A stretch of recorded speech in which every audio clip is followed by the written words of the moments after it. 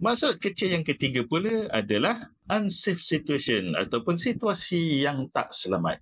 So, situasi yang tak selamat ni apabila pekerja itu terdedah kepada hazard-hazard yang bukan dia yang buat. Contohnya, ada satu pekerja ni sedang buat kerja grinding. Ada bunga api yang menyembur-nyembur dan semburan spark daripada grinder tu menuju ke dia. Bukan dia yang buat kerja grinding tu, tapi dia terdedah kepada situasi tu, maka pekerja yang terdedah kepada spark tu, dia berada dalam situasi yang tak selamat.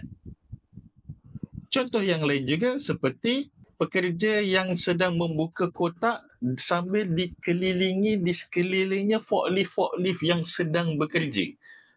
Maka pekerja yang sedang buka kotak kat tengah-tengah kawasan di mana banyak forklift bekerja di sekelilingnya, maka dia berada dalam situasi yang tak selamat kerana dia terdedah dengan risiko kena dilanggar oleh forklift.